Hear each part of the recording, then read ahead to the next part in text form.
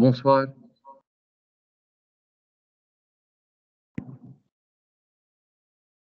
Non.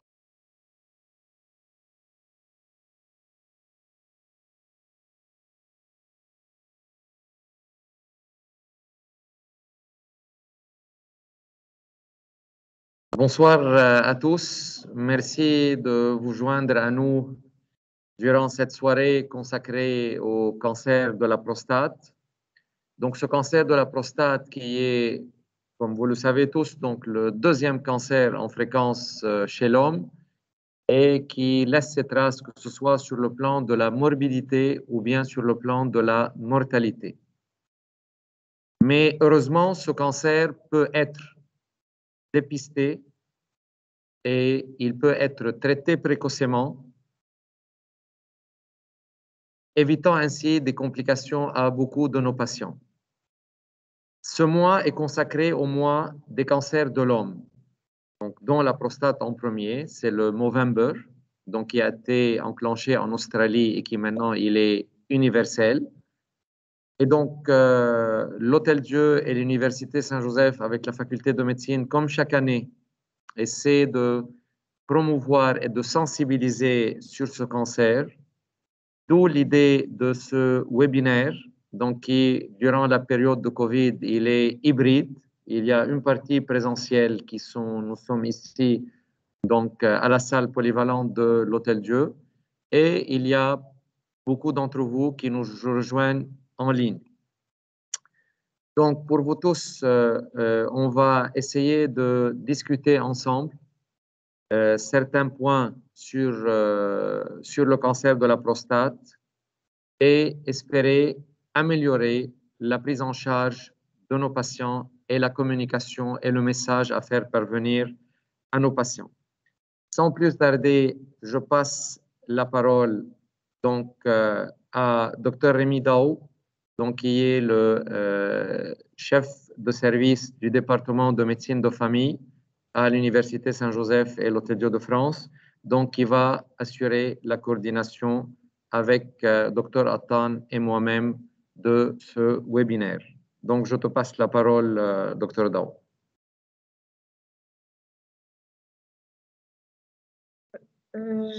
J'ai l'honneur de présenter Dr Elie Hello, urologue à l'Hôtel Dieu de France, qui va nous présenter les dernières recommandations dans le dépistage du cancer de la prostate.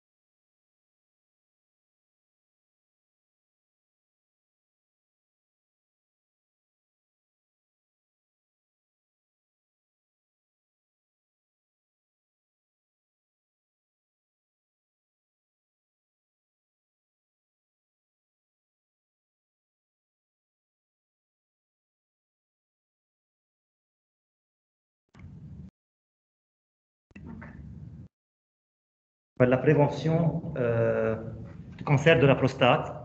Donc, il y a deux types de prévention, la prévention primaire et la prévention secondaire. Donc, le diagnostic précoce du cancer de la prostate.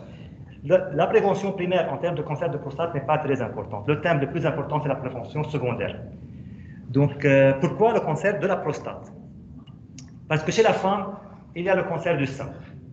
Chez l'homme, en 2020, au Liban, le cancer de la prostate, en termes d'incidence, c'est le premier cancer. Mais ce n'est pas seulement l'incidence qui est élevée du cancer de la prostate, il y a la prévalence aussi. Pourquoi? Parce qu'il y a beaucoup de l'entrant en termes de cancer de prostate et très peu de mortalité. Donc, on a un intervalle de temps qui est long où le patient il est asymptomatique et durant ce temps-là, on peut diagnostiquer le cancer avant qu'il soit symptomatique, comme Dr Nemer l'a dit. Donc, mais la question reste, quel dépistage il faut faire? Est-ce qu'il faut faire un dépistage systématique ou un dépistage ciblé? Le dépistage systématique, c'est quand on prend une partie de la population, par exemple tous les hommes à partir de l'âge de 45 ans, et on fait un dépistage pour tout le monde. Alors que le dépistage ciblé, c'est quand on choisit une sous-population qui est à haut risque. Par exemple, les personnes qui ont un cancer de la prostate dans leur famille. Donc, on a essayé le dépistage systématique et on l'a arrêté il y a une dizaine d'années. On est maintenant surtout sur le dépistage ciblé. Mais ce dépistage aussi, on peut le faire de façon individuelle ou de façon organisée. Ça veut dire quoi un dépistage organisé? Que ce soit ciblé ou systématique, un dépistage organisé, c'est-à-dire on prend toutes les personnes, par exemple, qui viennent à l'hôpital et on fait de façon organisée un test de PSA à tous ces gens-là. Ou par exemple, dans la médecine du travail, ou dans les consultations, si un patient il a les critères, par exemple, du dépistage, on lui fait le dépistage. Ça, c'est organisé.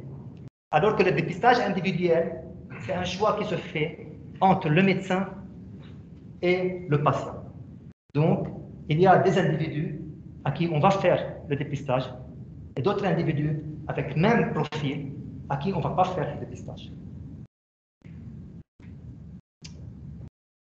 Maintenant, partout dans le monde, en 2021, on est d'accord qu'il faut faire du shared decision making.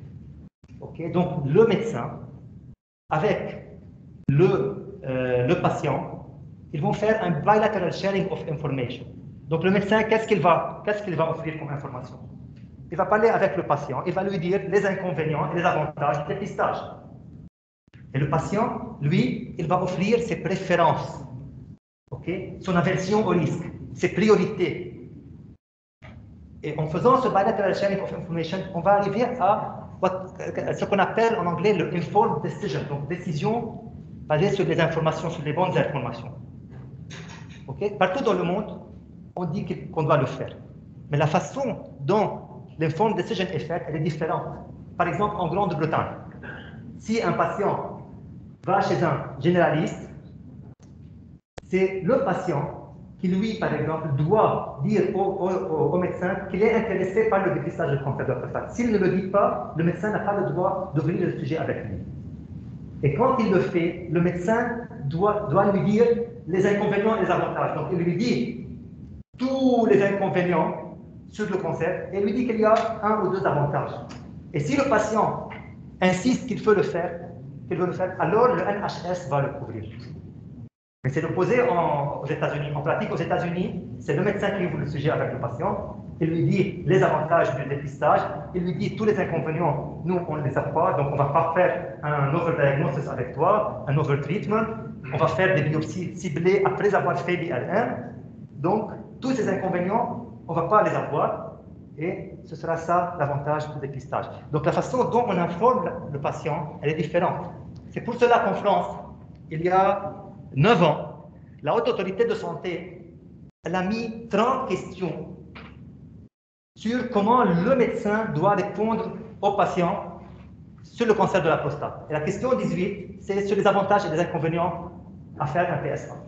Donc c'est clair, le médecin doit dire ses avantages aux patients et ses inconvénients. Entre autres, si le résultat est normal, par exemple, cela pourrait rassurer celui qui le fait. En bas, si le traitement est efficace. Donc, le traitement peut ne pas être efficace. Donc, si le traitement est efficace, il y aura un bénéfice. Il y a des faux négatifs, il y a de l'overdiagnosis et il y a de l'overtreatment. Donc, c'est clair, c'est comme ça qu'il faut informer le patient. Maintenant, donc si on a un homme dans ses cinquantaines d'années, donc il est asymptomatique, il est en bonne santé, donc il n'a pas de douleurs osseuses, il n'a pas de symptômes locaux de son cancer. Donc, qu'est-ce qu'on peut lui dire? Qu'est-ce qu'on sait sur le cancer de la prostate chez cette personne-là? Donc, pour 100 patients, on sait que, over a lifetime, il y a 3% qui vont avoir un cancer, qui vont mourir par un cancer de la prostate. Ok? Ça, c'est sans screening. En plus, il y en a 4 qui vont avoir des symptômes de ce cancer, mais ils vont mourir d'autres choses. Si on fait le screening, on va diagnostiquer encore 10 qui, eux, sans screening, n'auront pas su qu'ils ont un cancer de la prostate. durant leur vie.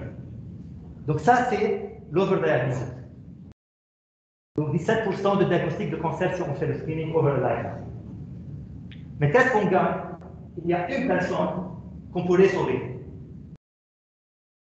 Et en Bretagne, par exemple, en Grande-Bretagne, on dit que 1 sur 1000 est sauvé. Alors que nous, on dit en clinique que 6 sur 1000 sont sauvés. Pourquoi cette différence? Parce qu'en fait, des études qui ont suivi les patients pour 10 ans, ils ont trouvé qu'on a sauvé une personne sur 1000. Alors quand on les a suivis pour 16 ans, par exemple, il y a eu une publication il y a 2 ans sur le RCT des résultats, après 16 ans, on a pu sauver 6 sur 1000. Donc si on a 200 patients, déjà on a sauvé une personne. Maintenant, sur les 100 patients à qui on a fait le screening, il y a 12 qui vont avoir un PSA élevé. Et par PSA élevé, je dis c'est un PSA supérieur à 3. OK? Mais en pratique, nous, on ne le fait pas comme ça. En pratique, on prend en considération l'âge, le volume de la prostate, la densité, l'évolution et tout ça. Donc, si à ces gens-là, on fait une biopsie, ce qui se faisait avant, donc 12 biopsies, on aura 4 qui vont avoir des symptômes modérés à sévères. Et 1/8 de ces 4, c'est-à-dire sur 200 patients, on aura un patient qui va être hospitalisé. Ça, c'est en fait le burden of screening.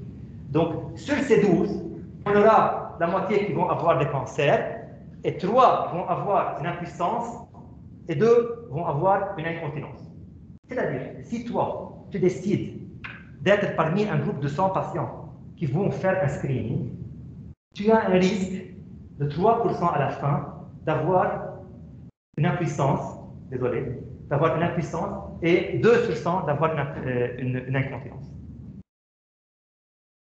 Bon, on vient de parler du dénominateur dans cette équation-là. C'est le efficacy of A minus efficacy of B. Efficacy of screening minus efficacy of non-screening.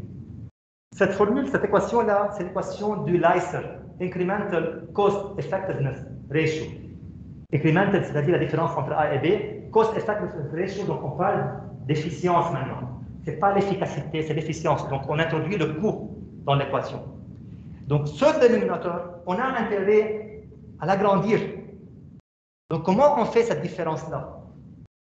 On peut mieux choisir les patients, c'est-à-dire ne pas faire des screening après l'âge de 70 ans.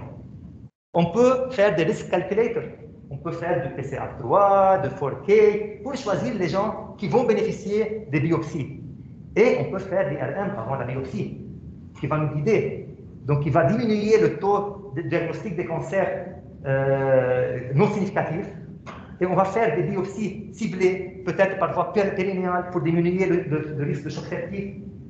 Et quand on diagnostique un cancer, on ne va pas faire un traitement agressif pour un glycine 6, un petit foyer de glycine 6, on va faire de l'active surveillance. Donc tout ça, si on le fait en pratique, en vie réelle, on va augmenter ce dénominateur.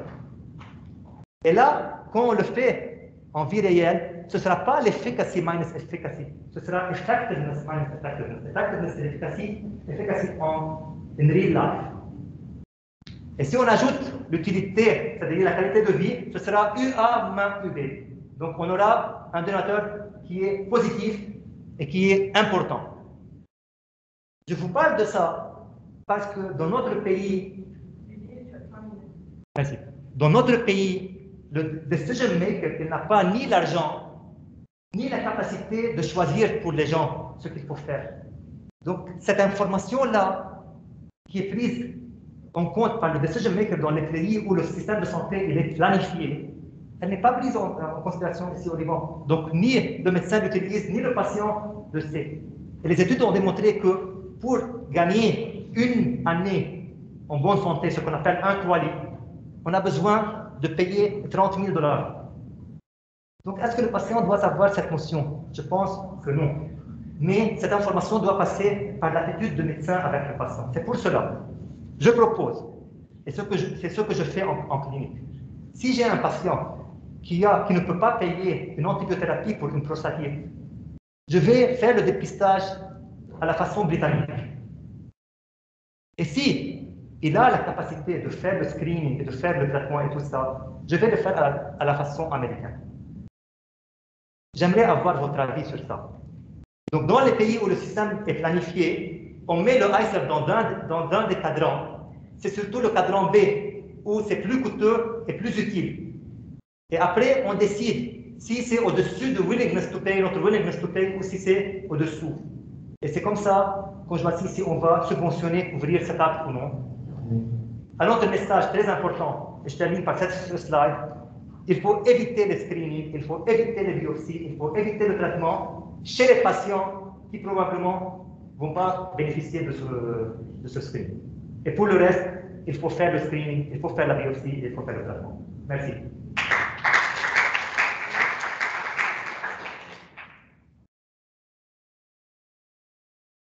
Merci, Dr Hello. Nous passons à la deuxième session de ce soir. Le Dr Ampik Kouri est oncologue à l'Hôtel Dieu de France, de l'apport de la génétique dans le dépistage du cancer de la prostate.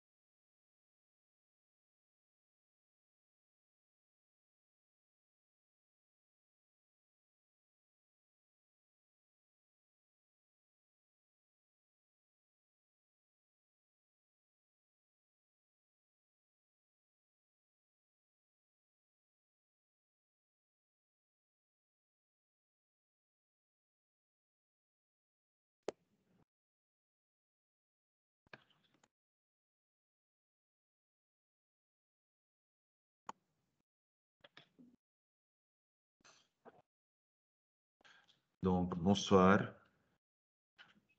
Dans les prochaines 15 minutes, je vais discuter qui peut bénéficier d'un test génétique dans le cancer de la prostate.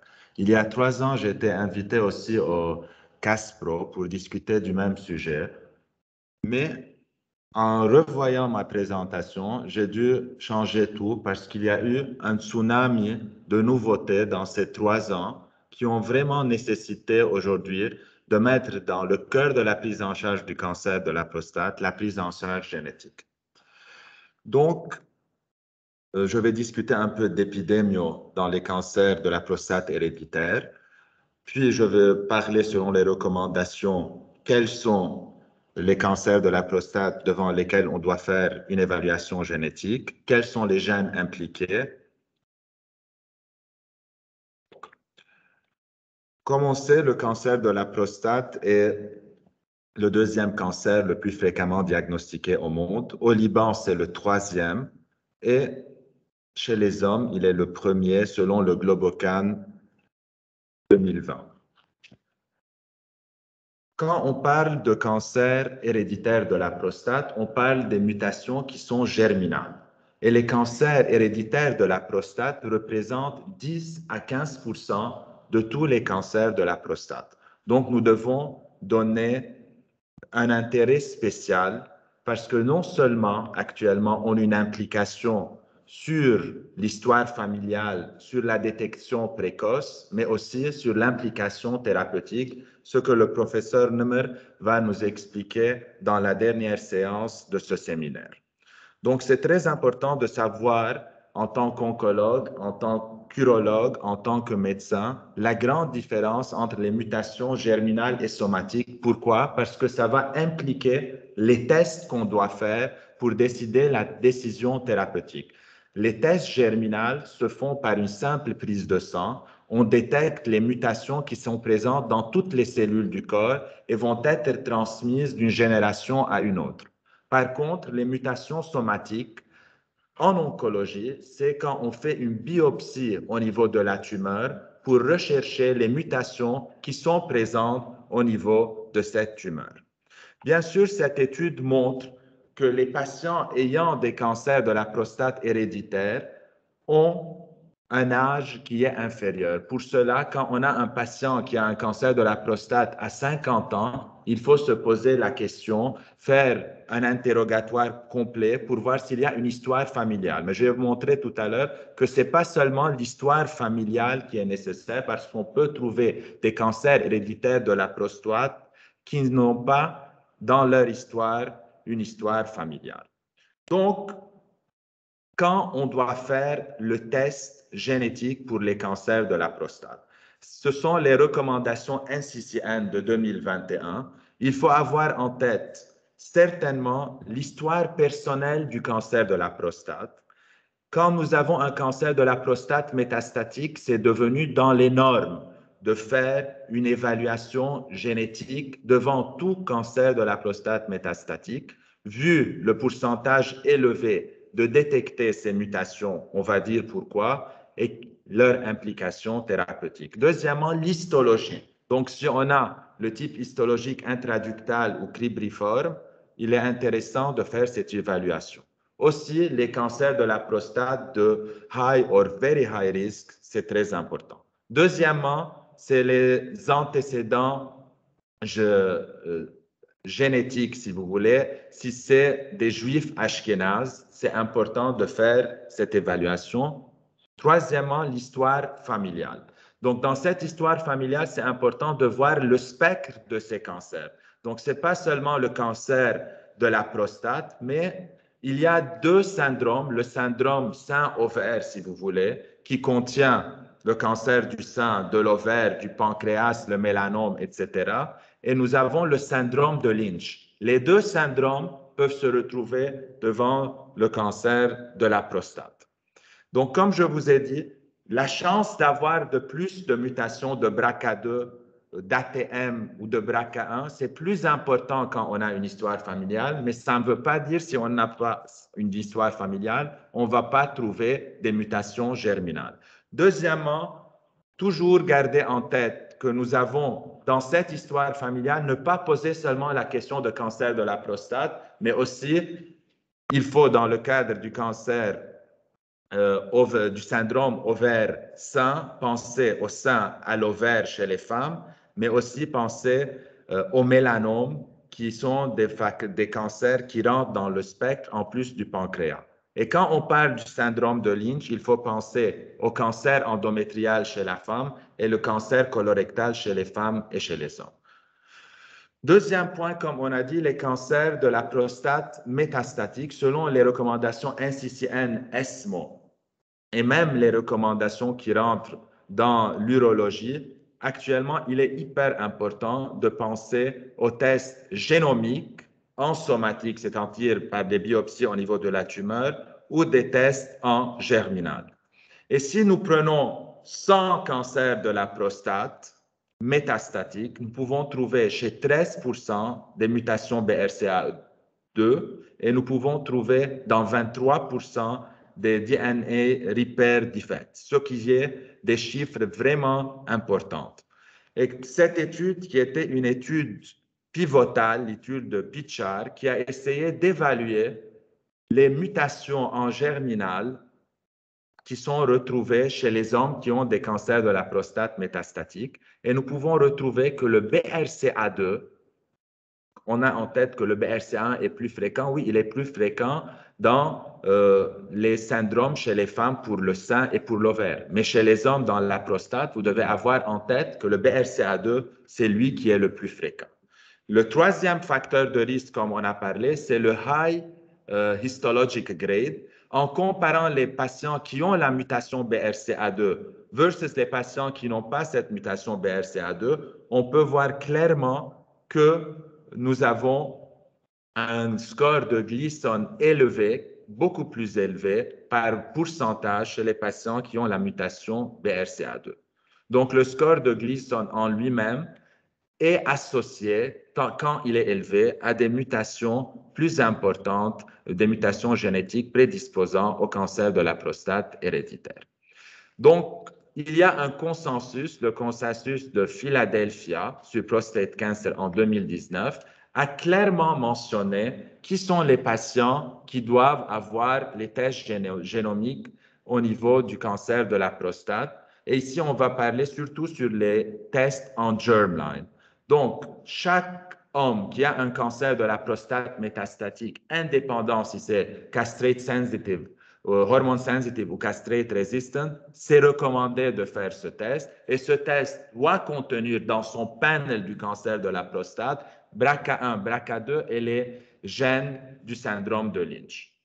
Il faut penser quand nous avons des hommes qui n'ont pas un cancer de la prostate métastatique, mais avec des sous-types histologiques bien déterminés ou des antécédents génétiques comme des juifs ashkénazes, on doit penser surtout au BRCA2. Et si nous avons une histoire familiale chargée, il y a un gène intéressant qu'il ne faut pas oublier. Pour cela, quand vous demandez les panels des cancers héréditaires, ce n'est pas les mêmes qu'il faut demander pour le sein, l'ovaire et la prostate. Parce que dans la prostate, il y a un gène important et il est ajouté sur les panels dédiés au cancer de la prostate. C'est le HOXB13 qu'il ne faut pas oublier. Et on a un pourcentage assez élevé de mutations. Ça n'a pas encore une implication thérapeutique, mais ça peut augmenter le risque de cancer de la prostate chez les personnes ayant cette mutation. Donc, quels sont les gènes qui sont impliqués? Donc, comme nous venons de dire, nous avons les gènes qui sont reliés BRCA1, BRCA2, les gènes reliés au syndrome de Lynch, donc MLH1, MSH2, MSH6, PMS2 et EpCAM. Et c'est intéressant de savoir que ces gènes sont demandés systématiquement en immunohistochimie devant tout cancer colorectal. Donc, il faut garder en tête, de plus en plus, on est en train de faire un dépistage involontaire du syndrome de Lynch relié au cancer colorectal, vu qu'on fait ces tests devant chaque patient. Nous avons l'ATM qui est important et qui a une implication thérapeutique actuelle, le CHEK2 et le HOXB13. Donc, c'est les gènes qu'on doit avoir en tête qui doivent être inclus dans tout panel pour cancer de la prostate en germinal qu'on est en train de faire. Donc, what can genetic testing tell men about prostate cancer? C'est important de savoir que les tests en germinal vont se faire ou bien par une prise de sang ou bien par la salive. Le but, c'est de détecter cette mutation et avoir une implication sur la personne en elle-même par un dépistage précoce qui va commencer à un âge plus jeune, 40 ans ou 10 ans moins que le premier cancer de la prostate dans la famille, et certainement aller chercher cette mutation chez les enfants, chez la fratrie, pour essayer de détecter plus rapidement chez ces patients le cancer de la prostate, mais bien sûr, si c'est une femme, les autres cancers reliés au sein, à l'ovaire, etc. Donc, toujours avoir en tête le spectre de ces cancers dans ces syndromes-là, si c'est le syndrome de Lynch ou si c'est le syndrome sein-ovaire. Donc aussi, actuellement, ce genetic testing, il est important non seulement pour avoir une implication sur la famille, sur la personne, sur le dépistage, mais si on a un cancer de la prostate métastatique, ça a une implication thérapeutique claire qu'on va discuter avec le professeur Nemel. Juste dans ces deux articles qui vont être discutés, j'aimerais insister sur le point pour savoir quelle était la méthodologie adoptée pour savoir quels sont les gènes. Est-ce que dans l'approbation du médicament qui est important pour tout ce qui est mutation génétique dans les cancers de la prostate héréditaire, l'olaparib, est-ce que l'olaparib a été approuvé sur des tests de germline? Non. L'olaparib a été approuvé sur le test qu'on fait actuellement très fréquemment en oncologie, c'est le Foundation 1 CDX, et on a choisi 15 gènes de ce Foundation 1. La cohorte 1, c'est le BRCA1, BRCA2, ATM. La cohorte 2, c'est les 12 autres gènes qui sont responsables dans la réparation de l'ADN. Et quand on a un déficit dans cette réparation de l'ADN, on aura plus de mutations. Donc, ce n'est pas en germinal qu'on fait ces tests, c'est en somatique. Peut-être le futur sera de jumeler le somatique et le germinal. Le rucaparib a été approuvé, c'est un deuxième PARP inhibitor intéressant aussi dans ce type de cancer de la prostate métastatique. Dans ce cas-là, ils ont seulement choisi en germinal et en somatique le BRCA1 et le BRCA2. Ils n'ont pas pris les autres gènes. Donc, dans la première étude, ils ont choisi 15 gènes incriminés dans la réparation de l'ADN. Ils ont divisé en 2 cohortes. Dans le rucaparib, ils ont choisi les tests. Donc, imaginez, dans la prostate, on a ces 2 méthodologies. Dans le sein, dans l'ovaire, où on a les PARP inhibitors, chaque fois, la méthodologie est différente. Il faut vraiment choisir qu'est-ce qu'on a comme mutation pour voir si dans cet organe, le traitement va fonctionner ou non. Une notion importante aussi que je veux que vous gardez en tête, c'est que chez les patients qui ont le BRCA2 au niveau de la prostate, ils ont tendance dans les 2 études de bénéficier plus des PARP inhibitors. Donc, le BRCA2, quand il est présent, les patients vont bénéficier plus. En tant que récapitulation pour tout ce qui est germinal, il est actuellement dans les recommandations de faire devant tout cancer de la prostate métastatique ce test en germinal.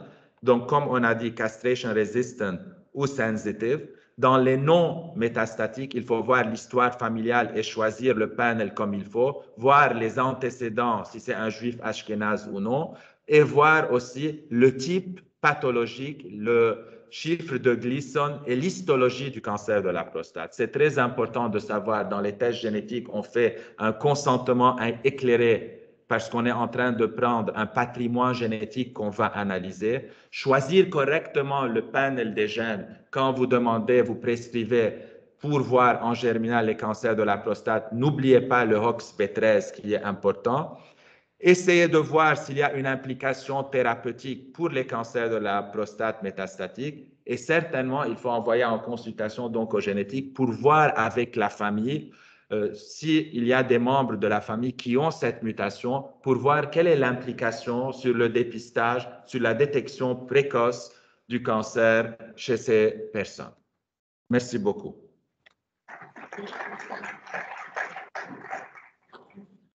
Merci, Dr Kouli, pour cette mise au point. Je passe la parole à Dr Fares Azouri, radiothérapeute à l'Hôtel de France, qui va nous parler du cancer de la prostate oligométastatique et des modalités de traitement.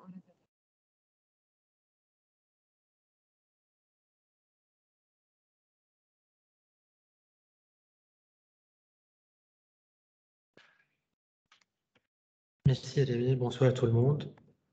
Donc, je vais vous parler maintenant d'un groupe de patients qui est les patients oligométastatiques. Donc, c'est un groupe de patients qui a fait parler d'eux fréquemment ces dernières années.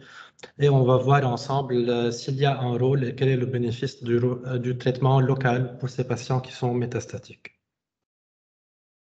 Donc, on va définir au tout début quels sont ces patients. On va voir rapidement c'est quoi le standard thérapeutique pour ces patients métastatiques. On va voir pour les 3 sous-groupes de patients métastatiques quel serait l'ajout d'une thérapie localisée, qu'elle soit radiothérapie ou bien autre chose. C'est quoi un patient qui a un cancer oligométastatique? Alors, ça a été défini il y a longtemps par Hellman.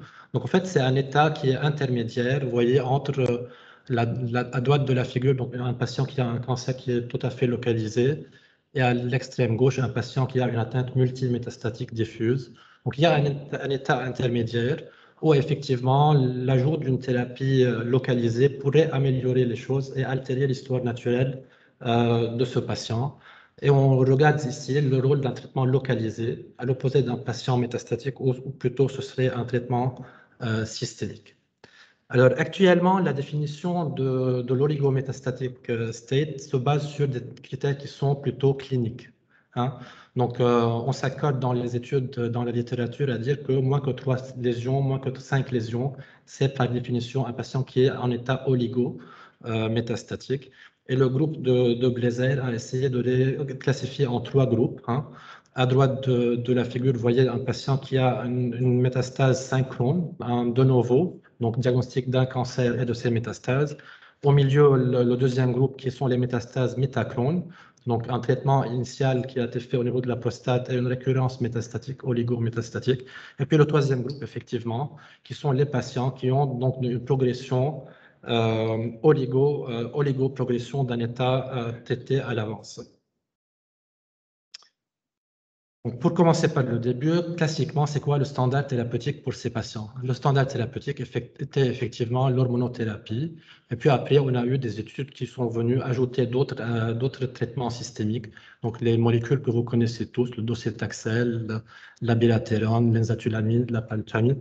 Donc, toutes ces études que vous connaissez qui ont montré effectivement qu'il y a un intérêt chez des patients qui sont sélectionnés, donc d'ajouter à l'hormonothérapie un autre traitement systémique. Donc, un avantage en survie que vous voyez sur la slide. Alors, c'est quoi l'intérêt d'un traitement localisé pour ces patients? Donc, d'où est venue cette idée? Et au fait, en étudiant ces patients-là, on a trouvé dans les études que la relation entre le primitif et la métastase, et au fait, comme toutes les relations, c'est très compliqué. Hein. Ce n'est pas unidirectionnel comme on l'imagine. Donc, la métastase vient du primitif. On a trouvé effectivement des clones cellulaires qui sont bidirectionnels déjà, donc du primitif vers la métastase, de la métastase vers le primitif de nouveau, ou bien des métastases entre elles. Donc, et d'ici est venue l'hypothèse que si on traitait toutes ces localisations-là, on pourrait effectivement altérer l'histoire naturelle du cancer de la prostate. Et les premières études ont été réalisées chez le premier sous-groupe de patients, donc les patients qui sont de nouveau métastatiques. Donc, c'était la HORAD trial qui a été la première à étudier ces patients-là. Donc, qui a randomisé le traitement standard pendant cette période-là, donc l'hormonothérapie, versus l'ajout avec l'hormonothérapie, donc de radiothérapie sur le primitif prostatique. Sans surprise, les résultats de cette étude, le primary endpoint, la survie globale, il était négatif. Hein. Il n'y avait pas d'impact significatif de l'ajout d'une radiothérapie.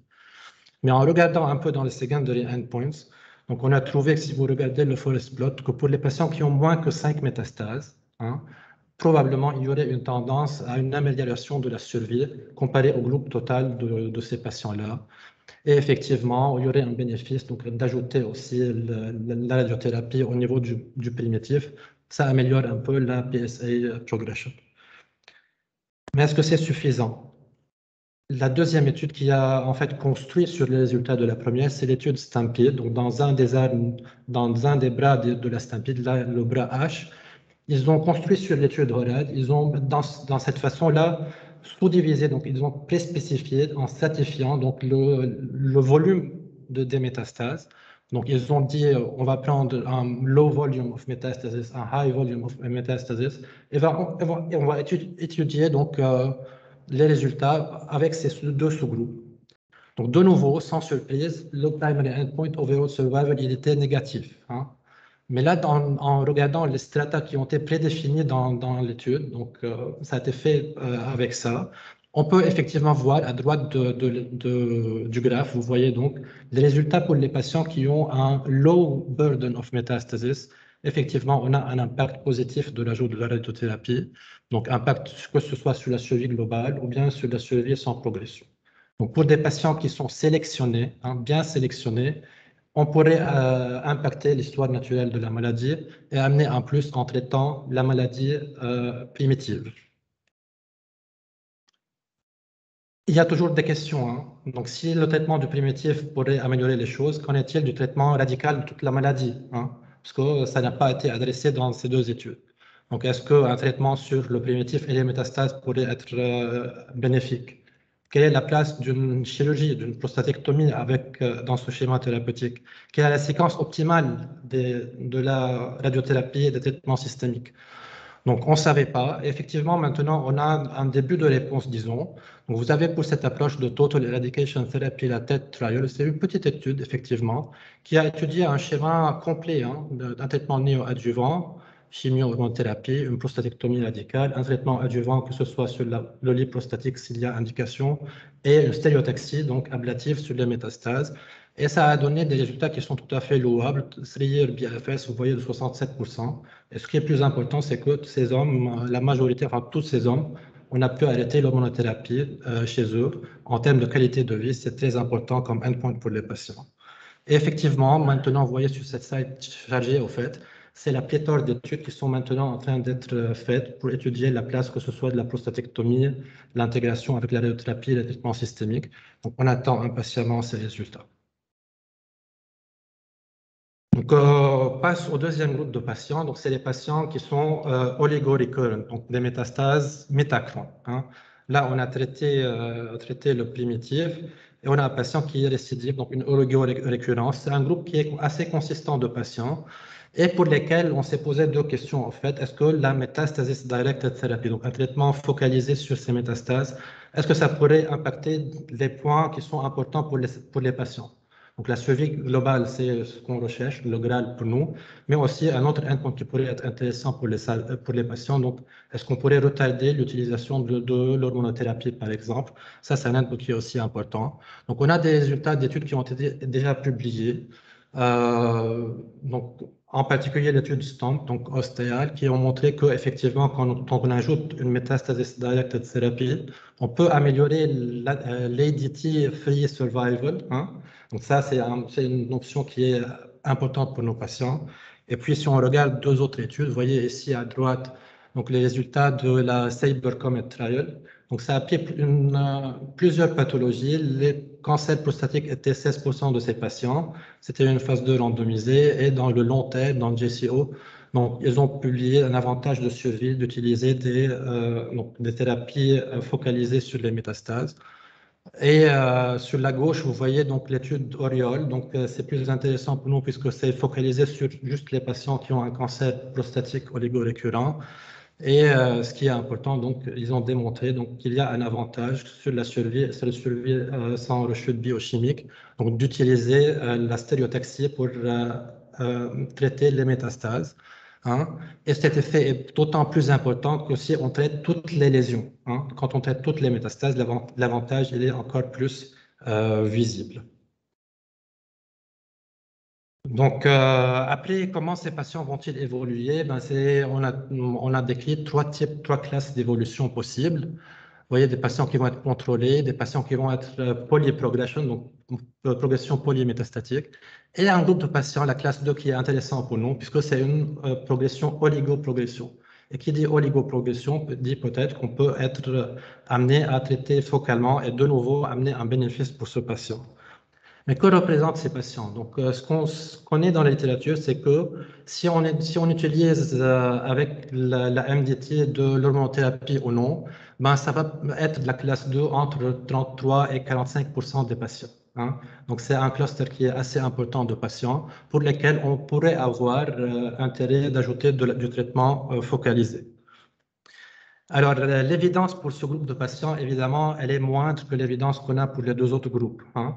La qualité d'évidence dans la littérature, elle est moindre. C'est des petites séries institutionnelles. La plus grande évidence nous vient de l'équipe de Johns Hopkins, au fait, qui ont étudié l'intérêt d'ajouter de la radiothérapie stéréotaxique sur ces patients-là. Et si on retient juste un chiffre, vous voyez le median time to next intervention. Donc, c'est pour moi un endpoint qui est important pour les patients. Donc, à peu près 16 mois de délai jusqu'à la prochaine intervention. Donc, 16 mois en honeymoon pour le patient, c'est important. Et on peut se poser la question, donc, comment ça se compare avec les populations de patients pour lesquels on utilise juste un traitement systémique? Est-ce que ça améliore les choses?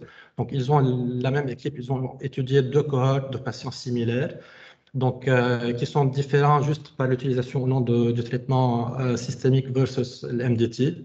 Et effectivement, pour les trois endpoints qu'ils ont étudiés, donc time to PSA failure, time to next intervention et distant metastasis free survival, ça compare positivement, donc disons pour l'intervention de nouveau par un traitement focalisé pour ces patients en oligo-progression. On voulait un peu conclure de toute cette présentation. Je dirais que l'action multidisciplinaire donc, est à son apogée pour ces patients-là.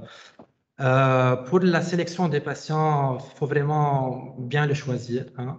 Donc, même si on a des données de niveau 1 d'évidence pour certaines classes de patients, un patient, je dirais, qui est âgé, qui a un gros volume de prostate, qui a une TURP, par exemple, on peut bien ne pas lui faire un traitement focalisé sur sa maladie métastatique. Hein. Donc, il faut bien choisir les patients. Est-ce qu'on aura des outils dans l'avenir qui vont nous aider? Oui. Donc, il y a le Movember Global Consortium qui se penche sur cette facette-là, donc pour avoir un peu une classification moléculaire, disons, des groupes de patients. Pour les patients qui ont des métastases de novo, donc on a dit chez les patients qui ont un petit volume métastatique, il se peut qu'il y ait un intérêt, à ajouter une radiothérapie focalisée. Chez les patients qui ont des métastases métachrones, ça pourrait améliorer les choses en survie, mais surtout en retardant le traitement systémique de l'hormonothérapie. Et les patients oligoprogressifs, donc c'est pas mal de patients quand même. Et chez les patients sélectionnés, on pourrait encore leur proposer un traitement focalisé. Je vous remercie pour votre écoute. Merci, Dr. Zouri. Nous passons à la 4e séance de ce webinaire. Le professeur Joseph Otton, chef du service d'oncologie à l'Hôtel Dieu de France, nous parlera de la hormone sensitive prostate cancer métastatique.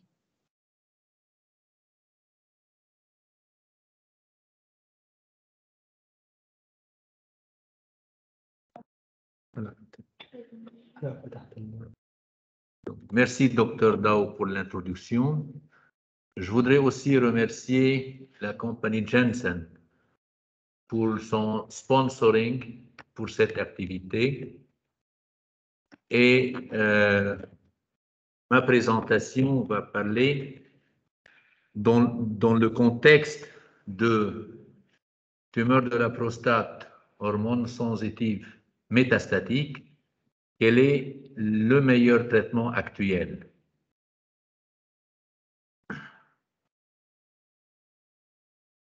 Voilà, c'est bon. Avec le pointer. Donc avec le pointer.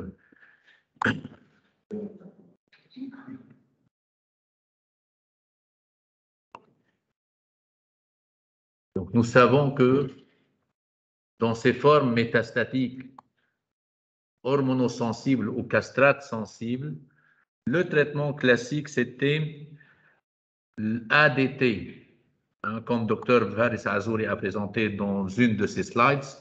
Le ADT, c'est-à-dire dépriver le corps de l'androgène, soit par la castration, enlever les testicules, soit chimiquement par donner des anti-LHRH qui peuvent aussi réduire le taux de testostérone. C'est ce qui est classiquement donné à ces malades qui sont hormonosensibles, en gros en début de la maladie, lorsqu'ils sont métastatiques.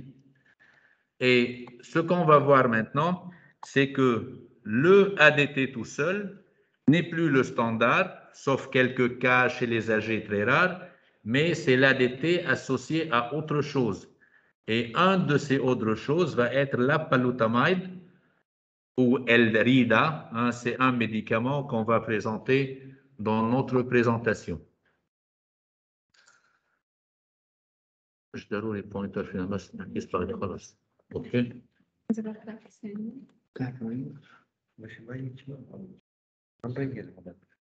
Donc à l'écran, la projection, non?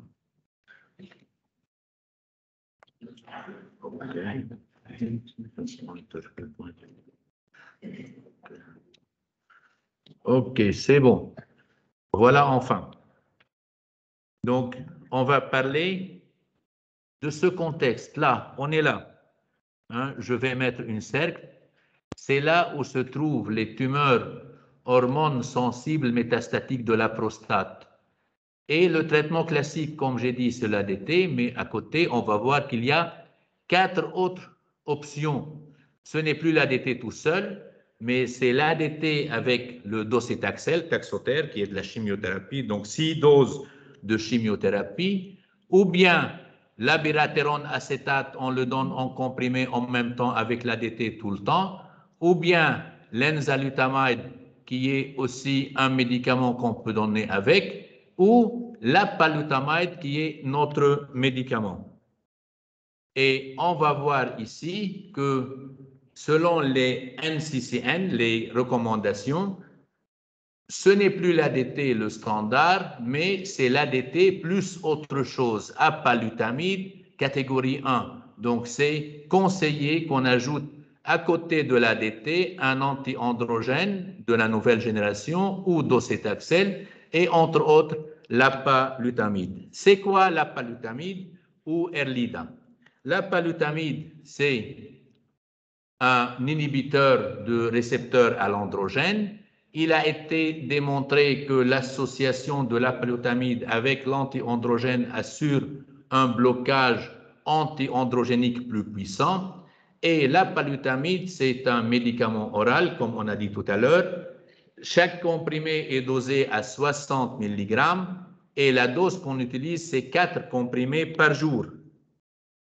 Voilà l'étude qui est derrière la recommandation ou le succès de l'apalutamide. Elle s'appelle le Titane. Titane, c'est une étude phase 3 randomisée, donc tirage au sort, entre donner à ces malades qui ont une tumeur hormonosensible métastatique, soit l'ADT tout seul, soit l'ADT plus apalutamide. Et c'est ce qu'on appelle le protocole design ou le design de l'étude. Il y a eu plus que 1000 malades, randomisés 1 à 1 par tirage au sort entre apalutamide ou Erlida 240 mg, donc c'est l'équivalent de 4 comprimés de 60 mg, plus ADT versus placebo plus ADT. Et on a suivi ces malades avec le traitement pour surveiller des paramètres. Quels sont ces paramètres?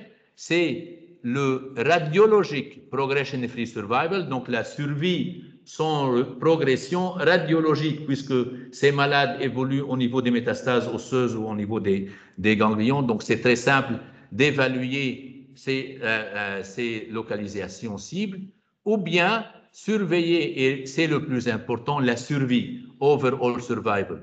Aussi, on a mesuré le temps pour qu'on ait besoin de chimiothérapie. On a aussi surveillé la profondeur ou la valeur des douleurs, l'usage des opioïdes, la survenue des SRI, des complications osseuses telles que fractures, compression médulaire, hypercalcémie, douleur, ça s'appelle SRI. On a aussi surveillé le taux de PSA. Aussi un critère important, c'est la PFS2, c'est-à-dire la survie sans rechute. Deuxième survie sans rechute, c'est-à-dire après progression. On a même regardé les symptômes. Et aussi, quelque chose à la mode dans ces nouvelles études, c'est de rapporter les PRO, Patient Reported Outcome. Donc, c'est un questionnaire qu'on adresse aux patients qui ont été inclus dans l'étude pour voir le taux de la douleur, la qualité de vie, etc. Et on s'intéresse surtout dans ces études randomisées d'être sûr que les caractéristiques sont bien balancées entre les deux bras.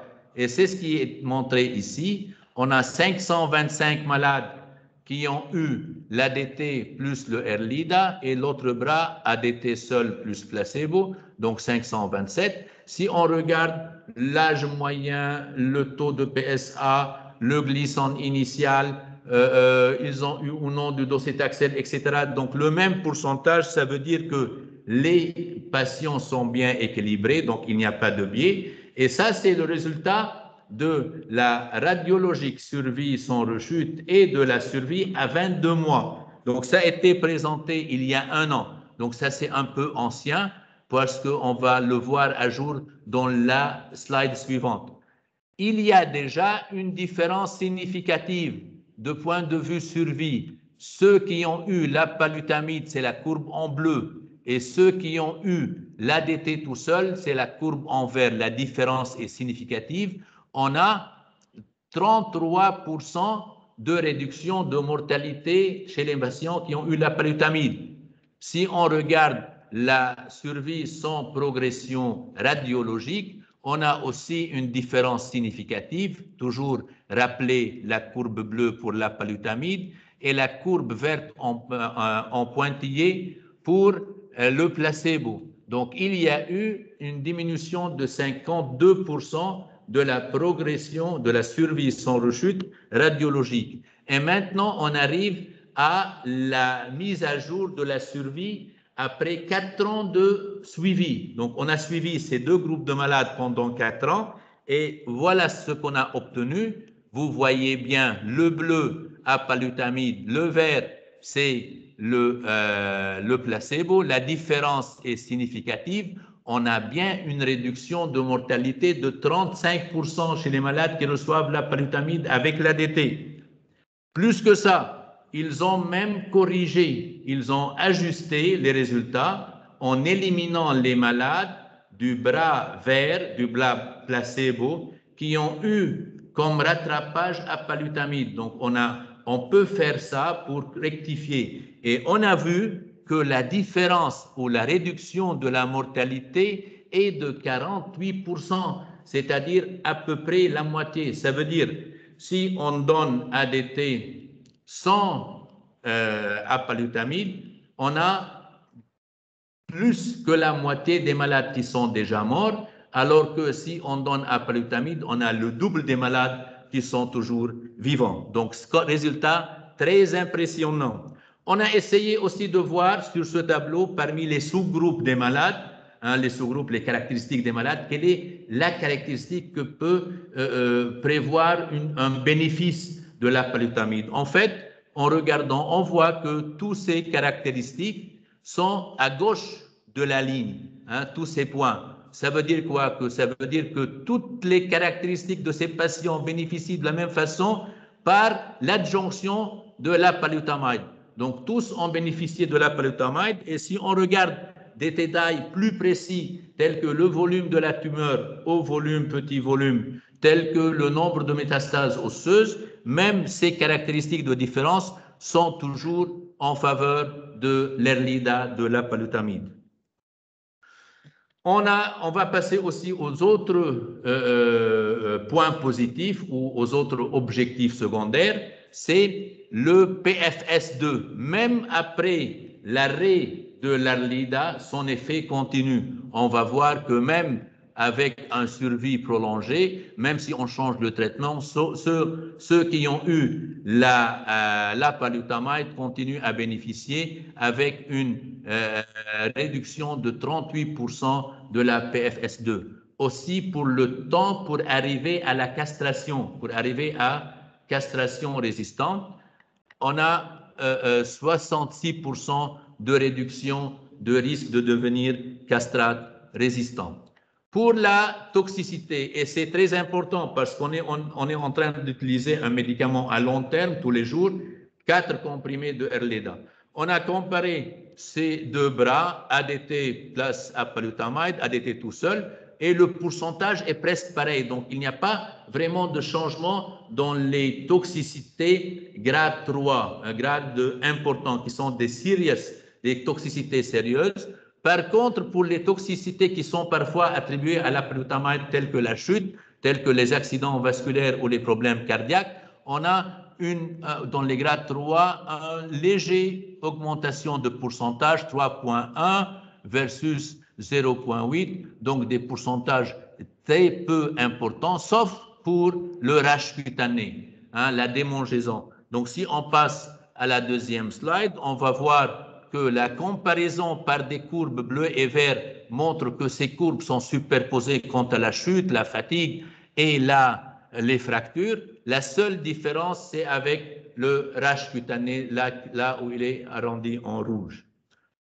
Et pour les PRO, ce qui est à la mode dans ces études, j'ai dit tout à l'heure, on a surveillé la douleur, la fatigue et la qualité de vie. Et aussi, on a tout ce qui est diminution de la douleur, tout ce qui est intensité, il est bien du côté gauche, donc du côté de Erleda. Aussi, interférence, douleur et activité journalière, il n'y a pas eu d'interférence, que ce soit avec l'ADT ou avec l'ajout de apalutamide. Pour l'intensité de la douleur, on a les mêmes courbes à peu près, légère amélioration, mais le plus important, l'amélioration majeure, c'est entre ces deux courbes, en bas, le vert et le bleu. Plus la douleur à la présentation est élevé, plus l'amélioration de la douleur est assurée par la palutamide. Et quant à la fatigue est la même avec ou sans apalutamide. Et quant à la qualité de vie, on a la même qualité de vie, elle n'est pas détériorée par le fait d'ajouter un médicament en plus de l'ADT. Donc, comme conclusion, l'ADT, pardon, selon le titane, l'apalutamide, il assure une réduction de la mortalité de 48% s'il est ajouté à l'ADT chez les malades qui sont métastatiques, castrate sensible. Tous les paramètres d'efficacité sont en faveur de la palutamide, y compris la qualité de vie. Et juste pour terminer, je termine avec 2 slides. Une de ces slides pour dire que la palutamide n'est pas le seul avec l'étude Titane. Comme on a dit, il y a d'autres choix, l'enzalutamide avec 2 études, l'abiraterone aussi avec 2 études. Donc, tous ces médicaments sont approuvés et indiqués avec l'ADT, mais en comparant d'une façon indirecte, les chiffres qui sont présentés avec la palutamide semblent parmi les meilleurs chiffres de gain de survie.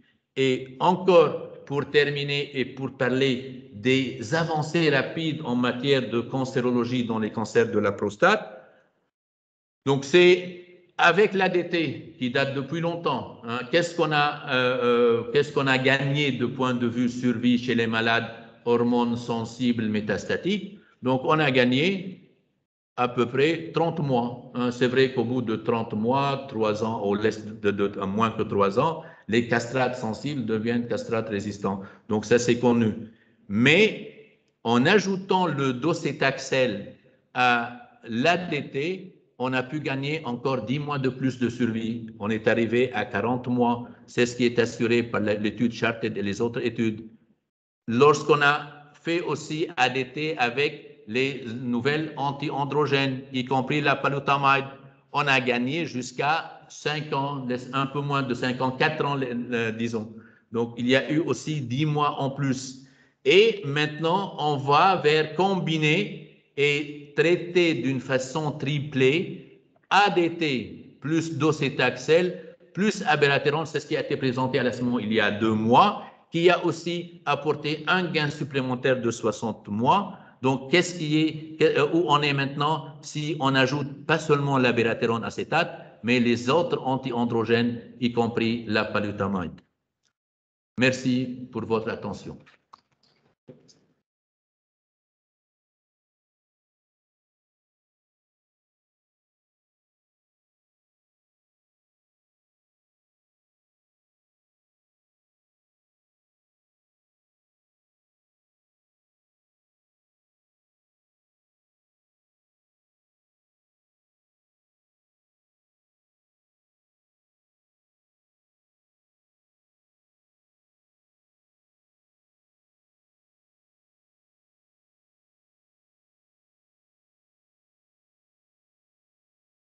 On va passer maintenant à la 5e présentation concernant les dernières découvertes sur le cancer de la prostate métastatique, mais cette fois-ci résistant à la castration. Elias Karam, résident senior en oncologie, qui a bien préparé et qui va nous laisser bien profiter de cette présentation. Elias, c'est ton tour.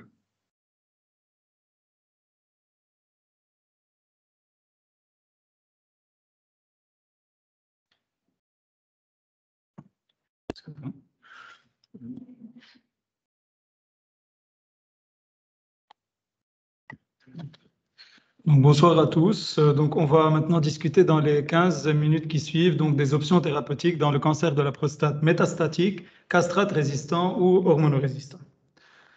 Donc, comme on l'a déjà dit, le problème dans le cancer de la prostate, c'est premièrement l'incidence. Donc, nous savons que chez l'homme, c'est un des cancers les plus fréquents en incidence et en prévalence. Deuxième problème, c'est le problème de la mortalité. Donc, nous savons que c'est un cancer qui est très mortel, qui vient en 2e/en 3e position après le cancer bronchique. Un troisième problème dans le cancer de la prostate, c'est qu'en plus de l'incidence et la prévalence qui sont élevées et la mortalité qui est élevée, nous avons un problème de morbidité. Donc cette morbidité va aller donc sur différents domaines de la vie du patient, allant des symptômes irritatifs et obstructifs urinaires jusqu'à l'hématospermie, jusqu'à les problèmes érectiles et les problèmes sexuels, les problèmes de perte de poids, de fatigue et d'altération très importante de la qualité de vie. Pour parler un peu donc du cancer de la prostate biologiquement, le cancer de la prostate, comme on le sait tous, c'est un cancer qui est hormonorésistant ou androgénorésistant, c'est-à-dire c'est un cancer où la cellule tumorale va exprimer le récepteur à l'androgène. Et ce récepteur à l'androgène, donc quand l'androgène va se fixer sur ce récepteur va s'internaliser du cytoplasme, donc ce récepteur il est intracellulaire, il va s'internaliser du cytoplasme dans le noyau. Et à l'intérieur du noyau, il y aura une transcription et puis une traduction, et ainsi il y aura une prolifération cellulaire grâce à la synthèse de protéines. D'où la grande arme thérapeutique dans le cancer de la prostate qui est donc la castration. Donc cette castration peut se faire de différentes façons, comme vous le savez tous, soit la castration chirurgicale, donc l'orchidectomie, soit la castration médicale, qui peut être centrale, c'est-à-dire les agonistes ou les antagonistes de LHRH, et la castration périphérique par les anti-androgènes d'ancienne et de nouvelle génération. Si on parlait un peu donc de la division du cancer de la prostate, donc comme les anti-androgènes ou la castration androgénique et le traitement de base, donc on divise le traitement ou les groupes de patients du cancer de la prostate en castrates sensibles et castrates résistants. Nous allons parler donc maintenant, dans ces 15 minutes, des castrates résistants. Et dans les castrates résistants, puisque le docétaxel a été la première thérapie approuvée, donc on divise les patients en pré-docétaxel, c'est-à-dire les patients qui sont encore chimiosensibles et ils n'ont pas reçu le docétaxel, et les patients en post-docétaxel, c'est-à-dire qui ont déjà reçu le docétaxel et actuellement on veut donner d'autres thérapies. Donc pour commencer, quelle est la définition donc, de la résistance à la castration? Donc c'est avoir un taux de testostérone qui est bas, donc moins que 50 nanogrammes par décilitre ou 1,7 nanomol par litre, avec un des critères suivants. Soit une progression biologique, c'est-à-dire 3 valeurs de PSA consécutives à une semaine d'intervalle qui sont élevées, avec une valeur de PSA absolue plus que 2, ou une augmentation de plus que 50% du nadir qu'on avait avant. Donc ça, c'est la progression biologique, soit une progression radiologique, c'est-à-dire une apparition de 2 nouvelles lésions selon les critères RECIST sur les examens radiologiques. Donc quand on parle de castrate résistant, on sait que notre patient il est castrate résistant. Voici les différentes familles d'agents que nous avons actuellement approuvés pour donc, cette catégorie de cancer de la prostate. Si vous regardez avant 2004, c'était donc, le standard était donc le noventrone ou le mitoxantrone. Et en fait, c'est à partir de 2004 qu'on a actuellement les nouveaux agents qui ont été approuvés successivement dans cette catégorie de cancer. Donc, nous avons les médicaments chimiothérapiques. Donc, la chimiothérapie, nous avons les taxanes, surtout avec le docétaxel, donc le taxotere, et le cabazitaxel, donc le Jevtana. Deuxièmement, nous avons les traitements hormonaux, surtout les anti-androgènes de nouvelle génération, donc l'enzalutamide et l'abiraterone. Nous avons l'immunothérapie, qui est surtout actuellement utilisé avec les anti-PD1 pour les tumeurs qui sont MSI élevées. Nous avons les bone targeting agents, surtout avec le radium-223. Et nous avons très récemment les inhibiteurs de PARP avec donc le laparib et le rucaparib dont Dr Ampik a déjà discuté.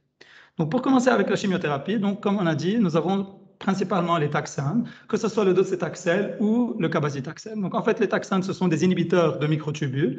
Donc nous savons tous que les taxanes donc, agissent en inhibant donc, la dissociation des microtubules à l'intérieur de la cellule, ce qui va induire donc, un empêchement de la mitose cellulaire et donc une apoptose cellulaire.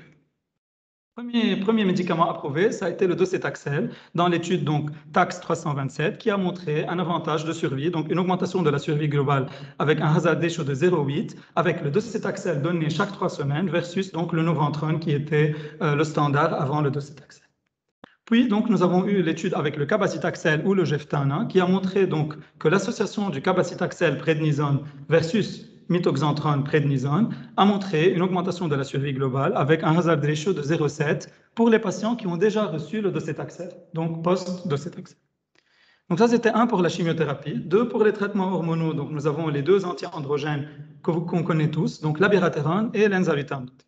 L'abiraterone, donc, comme vous le savez, il va inhiber donc, la production de testostérone extra-testiculaire. Donc, il va inhiber cette enzyme donc, du cytochrome qui induit la transformation du cholestérol en testostérone, ce qui va donc bloquer ces androgènes. Et deuxièmement, nous avons l'enzalutamide et aussi la palutamide et autres, qui vont agir sur le récepteur à l'androgène, qui vont empêcher donc l'internalisation de ce récepteur.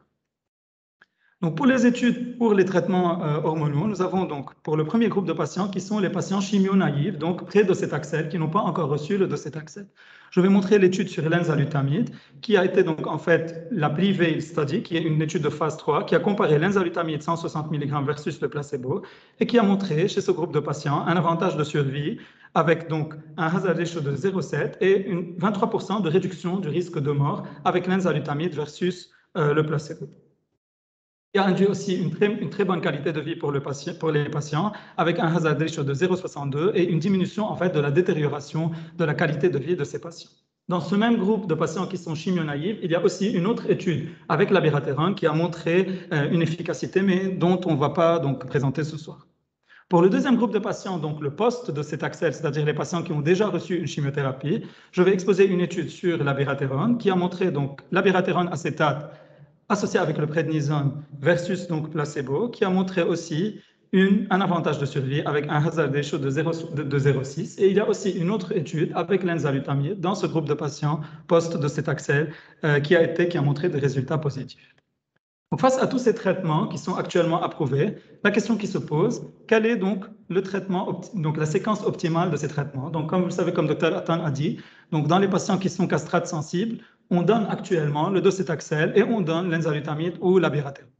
Donc, trois questions qui se posent. Première question, pour les patients qui ont déjà reçu hormonothérapie ou docétaxel, qu'est-ce qu'il faut donner? Deuxième question, si on donne l'enzalutamide et les patients progressent, est-ce qu'il faut donner abiraterone après? Troisième question, si on donne l'abiraterone et les patients progressent, est-ce qu'il faut donner enzalutamide après? Donc, pour répondre à la première question, l'étude CARDE qui a montré des résultats que pour les patients qui ont déjà reçu le docétaxel ou les anti-androgènes, il ne faut pas redonner les anti-androgènes une deuxième fois. Donc, et c'est ici où le Geftana ou le cabazitaxel a montré un avantage en PFS et en OS avec des hazard ratios qui sont de 0,5 et de 0,6 pour ces patients qui ont déjà reçu les anti-androgènes ou le docétaxel. Donc, il faut redonner le cabazitaxel en deuxième ligne. Deuxième question, pour les patients qui ont progressé sous enzalutamide, est-ce qu'il faut redonner de l'abiraterone? La réponse est non, puisqu'en fait, si on regarde donc le taux de diminution de 50% de ce PSA, il est uniquement de 8 ou de 3% avec l'abiraterone post-enzalutamide versus 29% dans l'étude de base qui était. Donc, est-ce qu'il faut donner abiraterone post-enzalutamide? La réponse est non. Troisième question qui se pose, est-ce qu'il faut donner l'enzalutamide après l'abiraterone? La réponse est aussi non, puisque si on voit le taux de partial response, il est de 2,9 ou de 4,3% avec enzalutamide post-abiraterone versus donc 29% dans l'étude de base. Donc, bottom line, Geftana post-docétaxel ou hormonothérapie, et il ne faut pas switcher entre enzalutamide et abiraterone. Troisième grande famille, c'est donc les bone targeting agents avec donc le radium-223 qui est donc en fait une molécule qui va aller agir sur les métastases ou les agents où on a un turnover osseux rapide, c'est-à-dire les patients qui ont des métastases osseuses très importantes. Et en fait, l'étude qui a prouvé ceci a montré un avantage de survie en utilisant le radium-223 chez ces patients qui ont des métastases osseuses uniquement, donc non viscérales et ni ganglionnaires, versus donc le placebo. Pour finir donc avec les nouveaux approvals dans le cancer de la prostate qui sont les PARP inhibiteurs. Donc comme Dr Ampik a déjà discuté, chez les patients qui sont métastatiques castrate résistants, qui il faut tester, la réponse est tous les patients qui sont métastatiques castrate résistants. Deuxième question, est-ce qu'il faut faire en germline ou en somatique? La réponse est surtout le germline comme Dr Ampik a dit, mais aussi on peut tester en somatique. Et comme vous le savez, comme Dr Ampik a dit, il y a entre 10 et 15% des patients qui sont métastatiques castrate résistants qui vont avoir donc des mutations dans les voies de réparation de l'ADN. Donc que ce soit le BRCA, le BRCA1 et le BRCA2, ou que ce soit aussi ATM, RAD51, PALB2, etc. Donc les gènes de la voie de recombinaison homologue. Donc l'étude qui a prouvé donc l'efficacité des inhibiteurs de PARP chez ces patients qui ont ces mutations, c'est en fait l'étude Profound Trial, qui est une étude de phase 3, qui a comparé donc le laparib en 300 mg, donc BID comme toutes les indications, versus le physician choice et non pas le placebo, et qui a montré donc en fait un avantage de survie dans la première cohorte que Dr Ampik a discuté, qui ont en fait donc les mutations BRCA1, BRCA2 et les mutations ATM, mais aussi dans l'overall population, c'est-à-dire la population qui a toutes ces mutations que vous voyez en bas. Donc, en plus de BRCA1 et BRCA2 et ATM, donc le CHEK2, le PALB2, le RAD51, etc. Donc, en conclusion, nous avons actuellement beaucoup de traitements qui sont approuvés. La séquence optimale serait peut-être de commencer par les anti-androgènes, donc enzalutamide ou abiraterone, pour une meilleure qualité de vie chez ces patients. Puis après, on va aller vers la chimiothérapie. Donc, en premier lieu, le docetaxel et puis le Geftana ou le cabazitaxel. Et sans oublier les patients qui ont des métastases osseuses extensives, le radium 223, et de tester le BRCA et les voies de mismatch repair pour donner donc les PARP inhibiteurs, que ce soit le Laparib ou le Rucaparib, et aussi de tester le MSI pour donner donc le Keytruda, donc le pembrolizumab, chez les patients qui sont MSI élevés. Merci.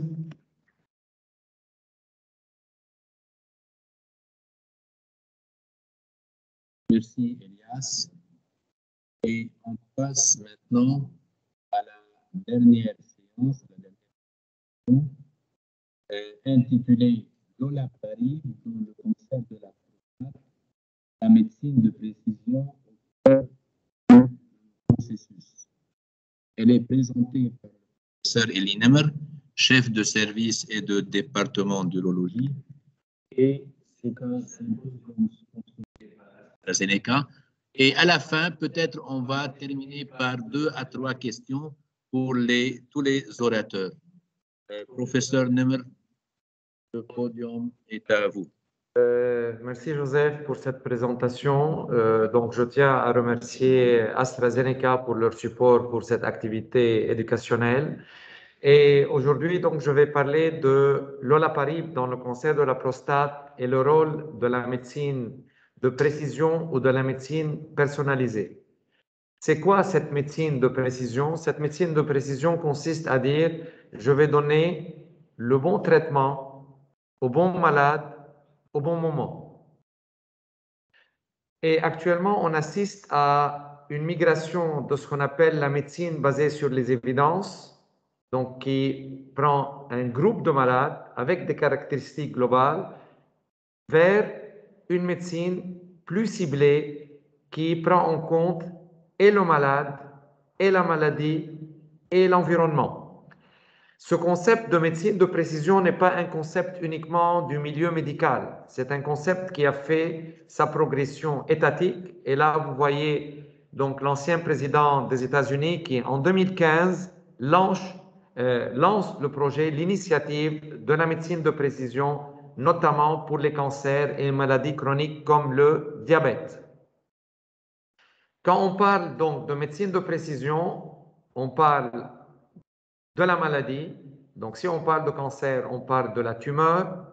Et dans la tumeur, il y a ce qu'on appelle les omics, les génomics, les transcriptomics, ainsi de suite. Et donc, pour venir au cancer de la prostate, le cancer de la prostate, si on rentre dans cette cellule cancéreuse, on voit qu'il y a différentes altérations moléculaires. Ces altérations moléculaires qui peuvent intéresser le récepteur androgénique, le PI3K, le système de réparation de l'ADN, la fusion génétique. Aujourd'hui, on va parler ensemble du système de réparation de l'ADN. Donc l'ADN, il est constamment sous plusieurs attaques et il va subir des dommages. Donc il va subir des dommages. Quand il y a dommage, il faut qu'il y ait un système de réparation. Cette réparation peut être parfaite et la cellule retrouve son état normal. Cette réparation peut être complètement défectueuse et il y a la mort de la cellule. Comme cette réparation peut être suboptimale et on tombe alors dans des mécanismes de tumeur et de carcinogénèse.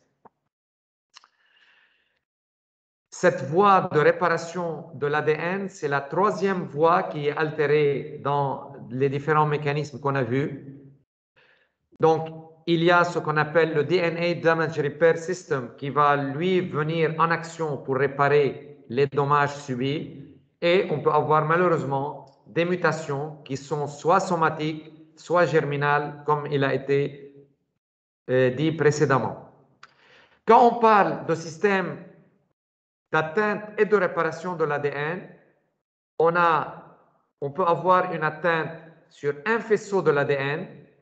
Donc, quand il y a l'atteinte d'un faisceau de l'ADN, le système PARP va agir, essentiellement le PARP1 et le PARP 2.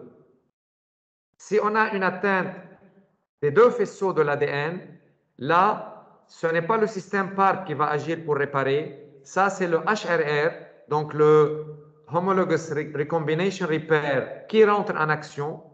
Il va recruter des protéines. Parmi ces protéines, BRCA1, BRCA2, ATM, ainsi de suite.